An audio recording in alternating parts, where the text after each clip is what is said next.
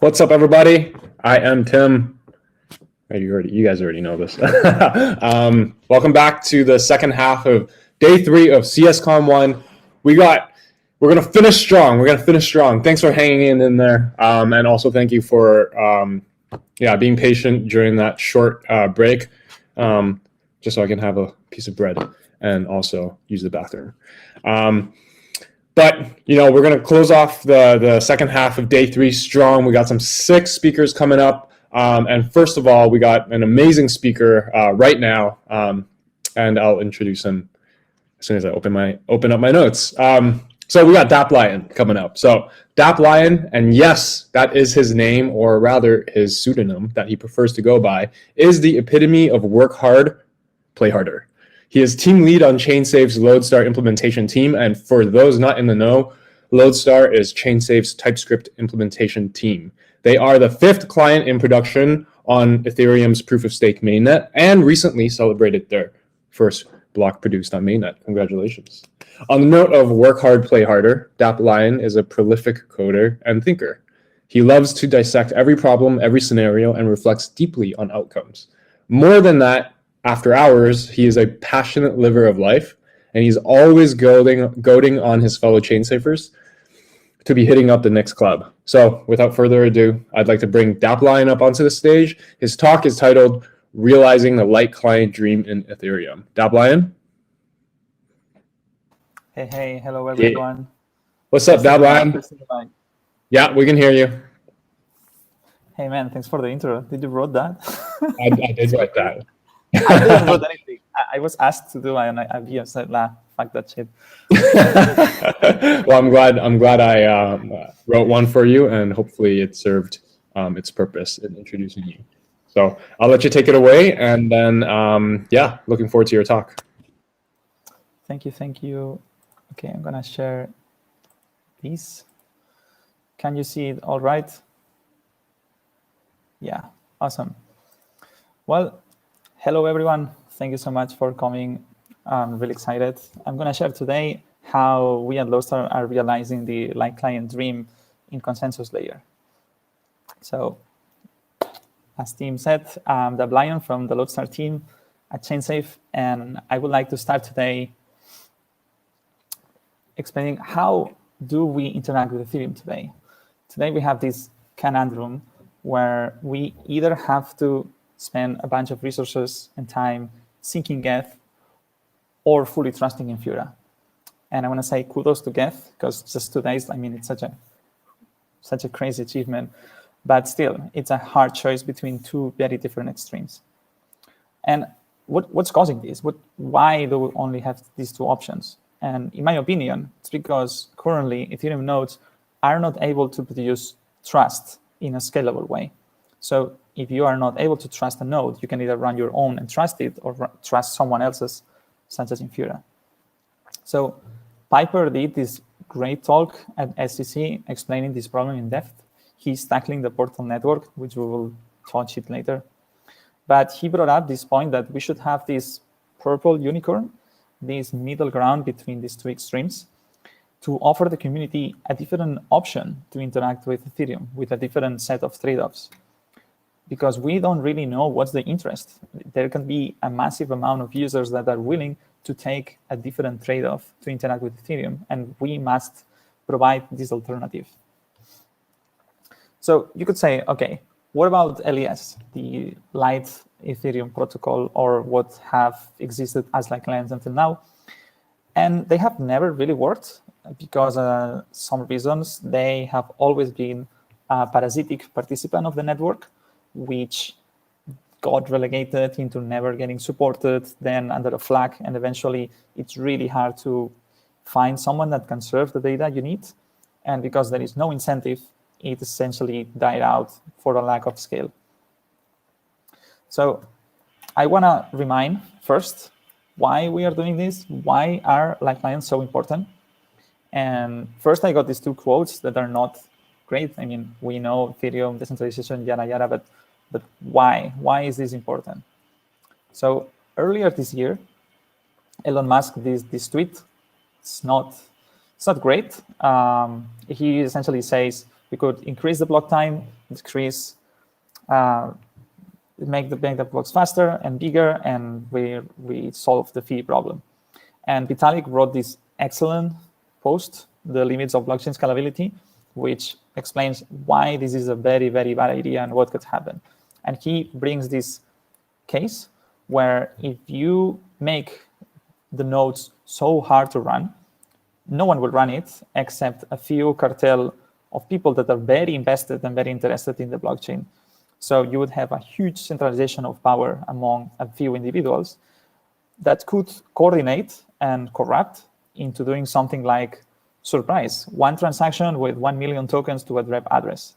Then 50% of the network accepts that, and then the funds get dispersed into DeFi, and you have a huge issue because the community reacts too late, and it's probably nothing else to do.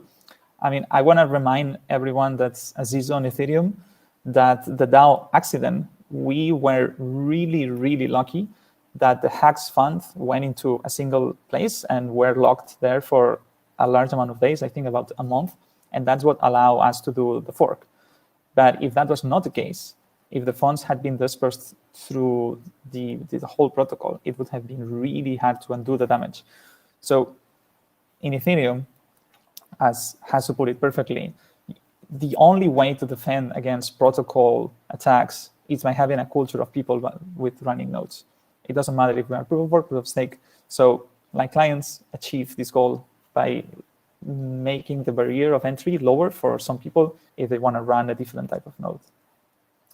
So yeah, don't trust, verify, and that applies to the whole stack. So the wallet, the front end, the RPC connections, smart contracts, and a whole lot of initiatives to achieve this goal. And we are working on the infrastructure side. So yeah, we need like lens, that's very clear, but what's new in proof of stake? So in proof of work, if you want to track the head, if you want to know what's the head and then get the data, you just have to get headers, compute the proof of work, and see what is the longest, and you're done. However, now with proof of stake, things get very much complicated. You need to track all the votes from all the participants on the network and run the LND ghost algorithm, and that's essentially what a full node is doing. So it's not light. This is why recently the Altair fork has enabled sync committees, and this is a new primitive that allows to track a much smaller set of participants, and you can essentially come to the conclusion of what's the head at a lower crypto economic security, but still good enough. So to give you numbers, the sync committee size is 512 validators, and it rotates about 27 hours, roughly one day. It's big enough such that it will be very hard to be corrupted. And given that the currently mainnet is about 250,000 validators and growing, the chance that you could corrupt these 512 that has been randomly selected is very low. And because of these numbers, you can make simple math and come to the conclusion that it will take about 25 kilobytes per day of data just to be synced. So this is really, really, really like fucking awesome.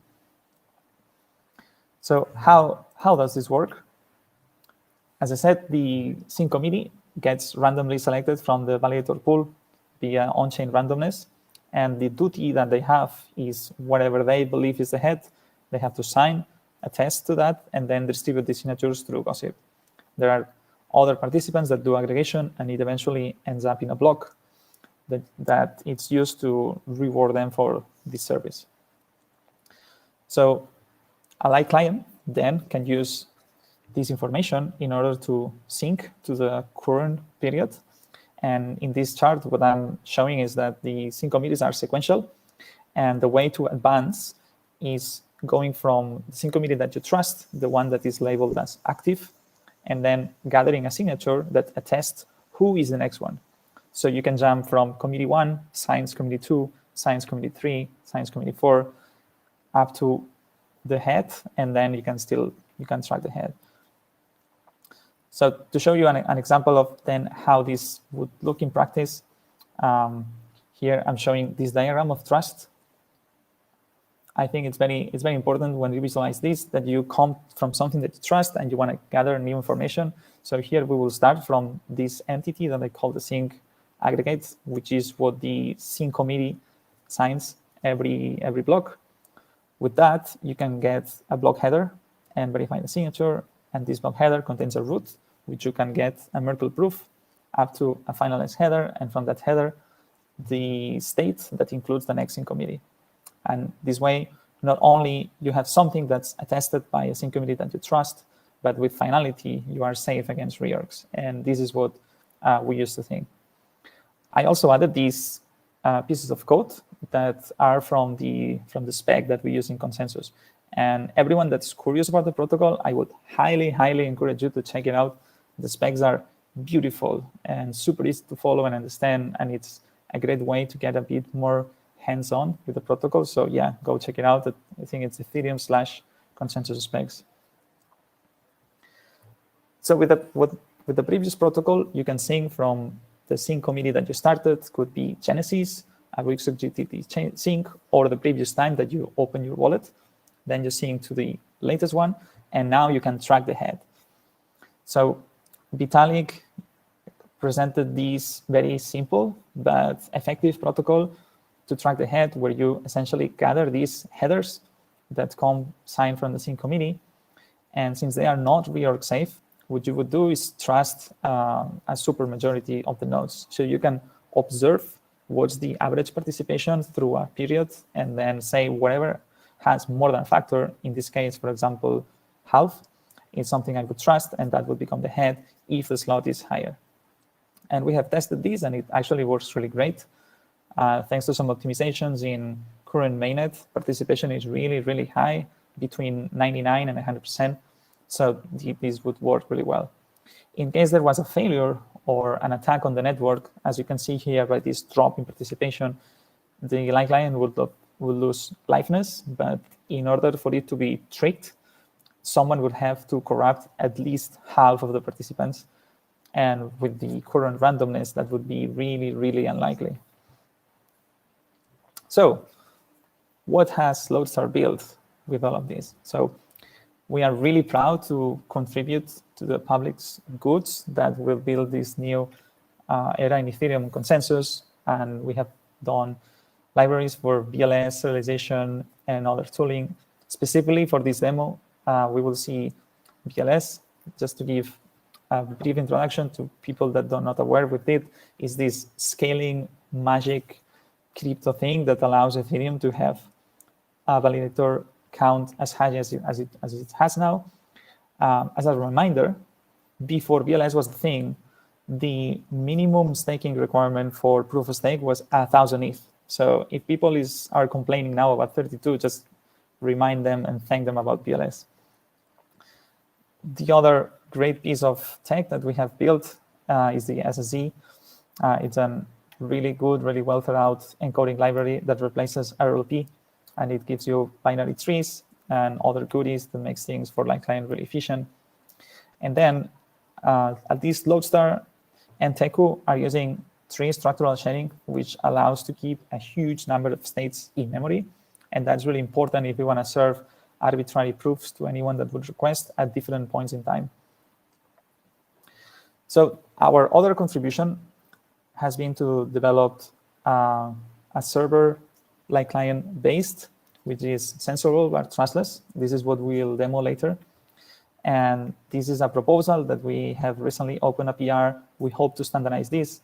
There is already community support, at least for Prism and Nimbus, but we would really love for every implementer to adopt this, and hopefully we can have wide support for consensus-like clients in every node.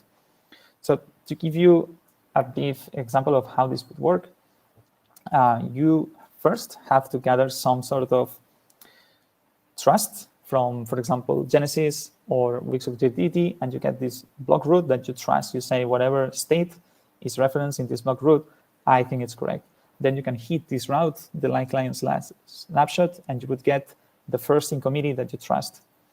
Then you compute where am I, what's my period, and what's the sync period currently being attested, the clock period. And then you can request a range at live client/sync committee updates. And you could hop, like we said before, from sync committee 1 to sync committee 2 to sync committee 3 to sync committee 4 to the current clock. Then you can subscribe to, here SSE stands for server sent events. And this is a unilateral protocol for the server to push events. And here the server would send header updates to the client. And since you have the correct sync committee, you can just validate the signature and apply the head rules that we explained before and track the head. And now that you have the head, you have a state root that you can start requesting proofs against. And here you would hit the like client/proof at the state root you have, and you can then request fun stuff. You can get the execution layer data, you can get balances, you can get sharding data, whatever we want, and then you transition to user land. So demo time. Hope that the demo gods are friendly with me today. Here. So this is a very simple proof of technical concept of how all of this technology works in the browser. It comes together. So to start with, I said before, we need this trusted checkpoint. Here to simulate that, I'm gonna go to Beacon Chat and pick a random epoch. I trust these guys. I think this data is legit. If you don't, you could just go to a friend or somewhere else and get any trusted checkpoint from other places. There is a whole project to do this in a very UX-friendly way, but it will come, but not yet. So here, a checkpoint would be the first block in the epoch.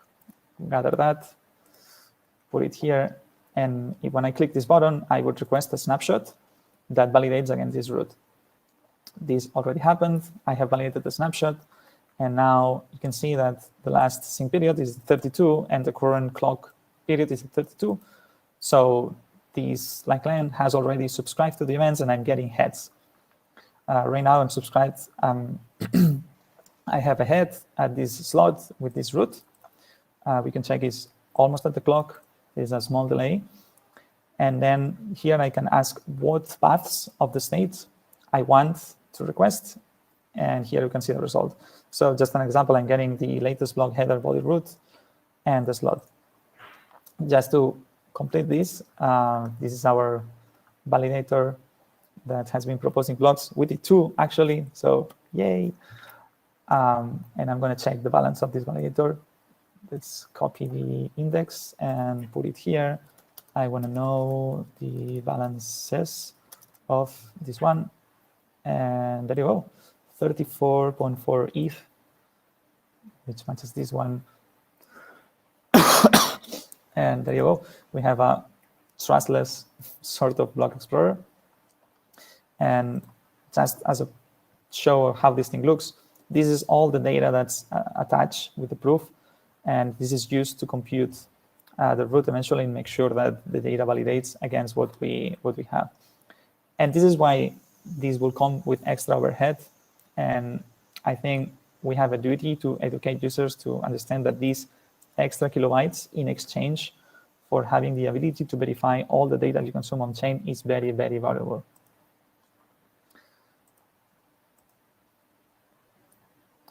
So continuing, what we have seen so far has been a consensus-like client. Essentially, coming to consensus means knowing what is the tip of the head, but we haven't been yet in any of the fun stuff, say the user land. So here is where I want to make people understand this idea of the stack. On the layer, you have the like client that we have shown you today, where you come to a head with the help of the sync committees and the sync aggregates and all this fun stuff. Then you can use state proofs to get to a shard state root or layer 1 state root. And then with other primitives like the LAS protocol or the Poltar network, you can then against the state root request specific data on a contract and then run the VM locally in order to get data. This is a project that we are working on right now, but this would allow you to have a trustless MetaMask. And on the other hand, once we have sharding, you can then get these roots up to some shard root and then go to some other protocol. This is not specified yet, but hopefully something in the lines as the other proposals in order to get data and consume roll-up data in a trustless way. So yeah, this is what I'm really enthusiastic about. The status quo, the wallets that we use are not trustless, are censorable. It's very legacy, it's very Web 2, and I think we can do better. So with this technology, we could have a trustless wallet that would still be censorable, but just getting to this point of being trustless, I think is a huge step forward, worth trying. And then there are other initiatives and really bright people working on the censorable part to get rid of this, especially the Portal network. I think this is what have the most chance of success. But yeah, really exciting stuff. And at least in my opinion, I think the trade-off is worth it. But we will do educate and promote for sure. So yeah, what's next? First, we want to integrate with L1. The merge is coming. So excited. So if we can nail this, and we are collaborating with the Ethereum.js team and other stakeholders in the space to do this proof of concepts, get the light clients in Ethereum, execution layer, Polystep, and hopefully build a trustless wallet when this lands. Then we will work on the censorable part, so experiment with networking on the browser. There are already some proof of concepts of getting around the problems that the P2P is a bit tough to do in the browser. And last, since we're going to this rollup wall, we will start studying how can this be integrated with optimism, how things would look. But yeah, really exciting. So if this is cool to you, please join us. Lobster is hiding. We have tons of cool stuff ahead, so we would love to have you reach us out. And yeah, super proud to say we are not only doing like clients, we already have a productionized Beacon client that it's doing its job in mainnet, it's doing blogs. So yeah, thank you to everyone that has contributed to this. So cool. Thank you everyone for your attention. Awesome, amazing, Daplion. That was a masterful shill at the end about the Lodestar hiring. I love it when ChainSafe speakers are able to do that. And yeah, I definitely think we're all in with Lodestar, right? Like we're not like half a foot in the door or anything. We're all in. We're all in with Lodestar. So thank you again for your talk. That was amazing. We have some questions from the audience. Would you like to take them? Okay. I can read it out to you, just so we can get it for the YouTube video after too. But first question from Anonymous. They're all anonymous. How far are we from in-browser-like clients? And how far are we from relying so much on Infura? So if we say consensus-like clients, I already showed you a demo. It's working. It depends on your trade-off. So if you are okay with talking to a server that's trustless, I think this is doable today. The execution part is a bit more tricky because you have to run the EVM on the browser, but it's also doable. We are talking with the Ethereum.js people to make this a reality. But then also we are speaking with the Ethereum Foundation. Even Vitalik is really enthusiastic about just relying on a server, and maybe N servers, let's say 5, it's way better than what we have, which is 1 and fully trustless. So if you're okay with not having P2P, I think it's close, to be honest. And I guess like in terms of like timelines, maybe, I know like as developers, it's never good to commit to timelines, but like how far are we away from in-browser clients? Like your best estimate? Yeah, I think a year is a realistic timeline. Ooh, that's a good hot take. Excited. Okay, next question. Do you think light clients will become a default way of interacting with Ethereum for most of the users in the future? I hope. I mean, the key part and philosophy of blockchains is that people have the choice to choose what they want. I mean, the fact that blockchain is working, it means that people value decentralization over other things, but centralization will always be cheaper and will always be easier. But if this tech is available and it's not that annoying, and it kind of makes sense, and the UX is good, and it's not too expensive. If people do understand the trade-offs and value decentralization, then yeah, hopefully they will adopt it. That would be awesome. That's right.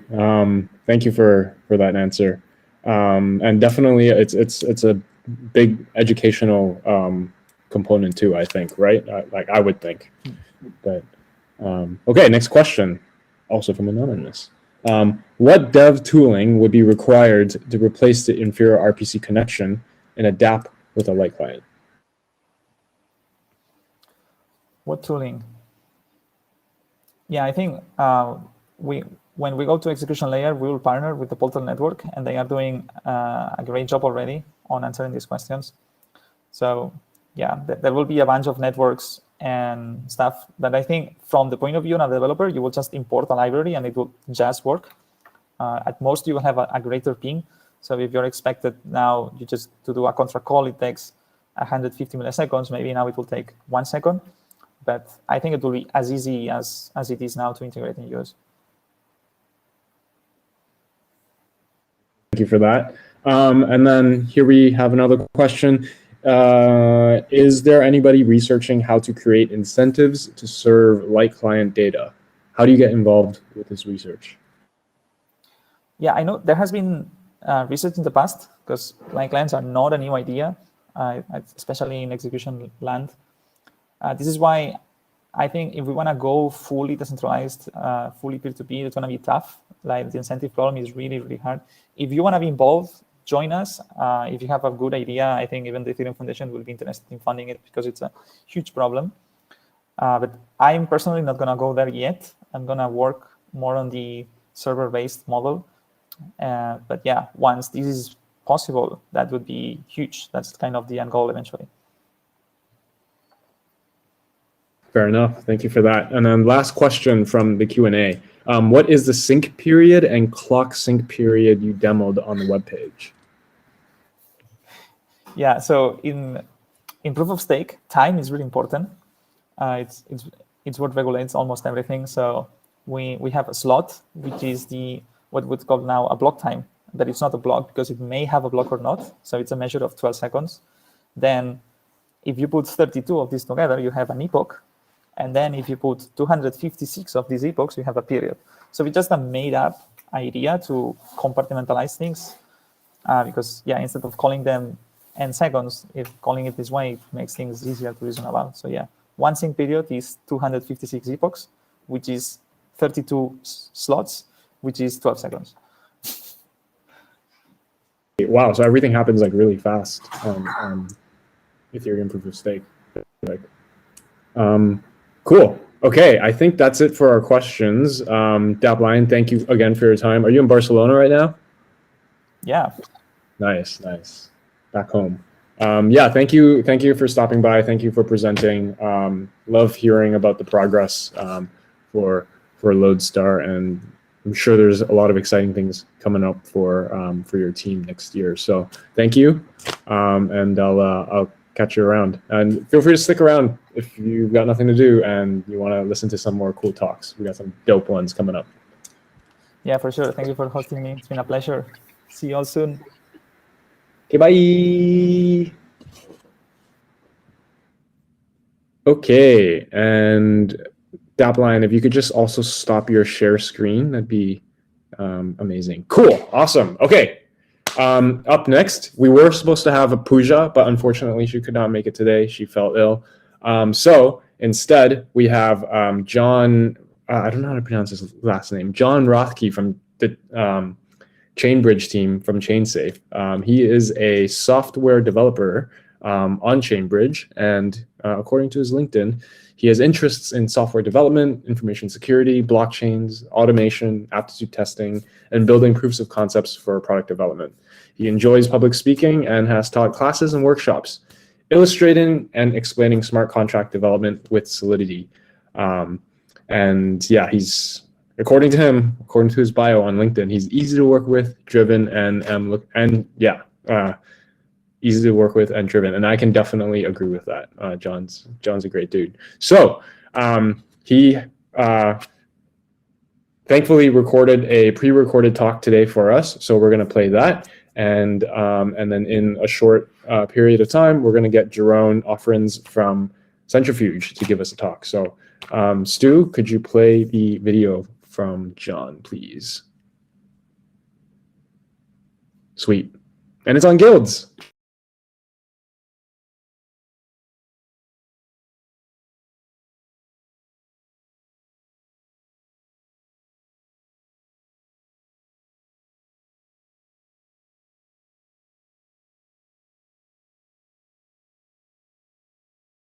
Off. Stu, do you mind replaying?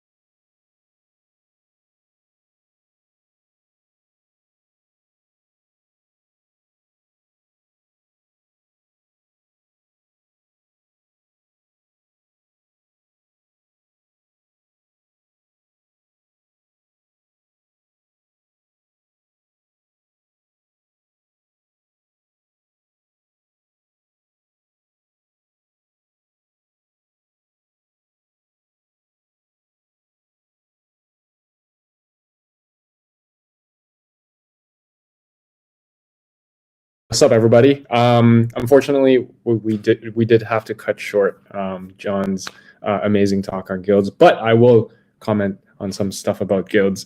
First of all, the Polkadot guild at ChainSave is honestly a great place to hang out, and I think many remote organizations, especially in blockchain, can learn from this talk, especially for topics as like ocean vast as Polkadot or cryptography or Rust.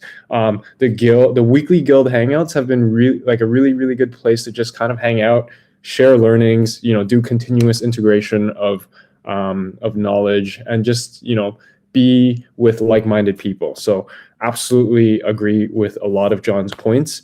And John, thank you for pre-recording that talk and also being here for part of the Q&A. Actually, we have a question. So do you want to pop on screen and answer the one question?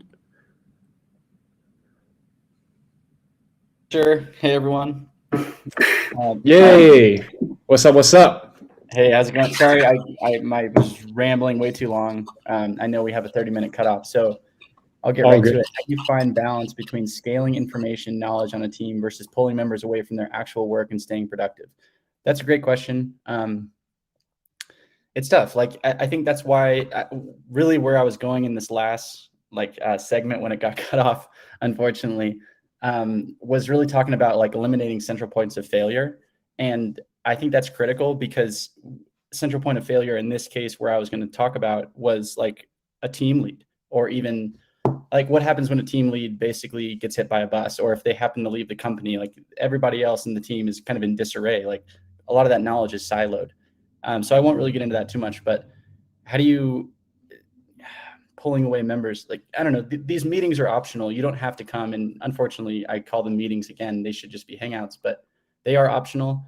And we also have this like continuous news drip in our Slack channel that allows anybody like at any time of the day to kind of quickly check about the updates and like what was talked about in the last meeting. We also sometimes record meetings.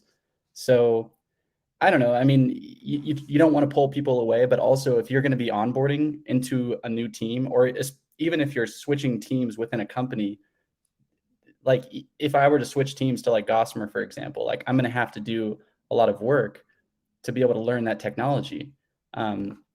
So like, you don't want to pull these members away from that. Like the guild provides, the guild provides like 24-hour conversation. Since we're a global company, people are working all over different time zones and so forth. So I hope that answers the question. Tim, back to you.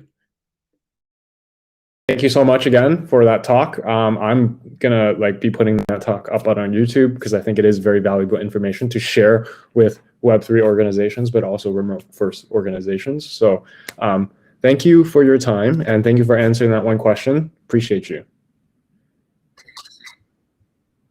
Peace. Or should I say, okay, bye. Anyways, so childish. Up next, we do have a great speaker from Centrifuge. So we have Jerome Offerins, who is the CTO at Centrifuge. He has extensive background working in Web 2 as a full stack engineer and has now shifted his focus to pioneer on-chain securitization to increase the transparency, efficiency, and fairness of the financial system. At Centrifuge, he is leading the engineering efforts to sustainably scale real-world assets to DeFi and realize DeFi protocol integrations between Centrifuge and partners such as Aave and MakerDAO. So Jerome and I first met at the official party for LizCon called WAGME, and even then he impressed me with his composure and geniality. That's just my little aside. I now welcome Jerome onto the stage live, who will tell us about real-world NFTs. So Jerome, please take it away. Feel free to unhide your camera, unmute your microphone. Hey, thanks Tim for introducing me. Yeah, of course. Thanks for having me at this event. Also, it sounds like I might need to introduce the guild. It sounds like a really interesting concept. So we can look into that as well. It's really cool. Do you mind just maybe adjusting your microphone because it doesn't sound too clear on the headphones, I How think. about this? Is this fine? Or It's a little better. okay. All right. I'll let you away. Thank you. Thanks for having me. All right. I will share my screen. 1 second. There we go. Alrighty. Yeah. Hi everyone. Thanks for having me. I'm going to talk a little bit today about what we're doing at Centrifuge and how we're kind of using NFTs for real world assets. I think both NFTs is something that a lot of people have heard about, obviously, and I think real world assets and RWAs has been growing as a hot topic, and I wanted to enlighten a little bit about how we're using that and how we're working on that. And yeah, give a little bit also of an overview of what we're doing in the Polkadot ecosystem. And yeah, that's it. And hopefully some time at the end for questions as well. Yeah, so what we're doing at Centrifuge is we're basically Jerome, sorry to interrupt. I'm really, really sorry about this. Can we just quickly jump to floor mode so we can reset the YouTube live, so we're making sure we're streaming on YouTube? Sorry to cut your flow there. That's all fine. Stu, do I need to do anything, or are you able to restart that? We'll just have you like again right after.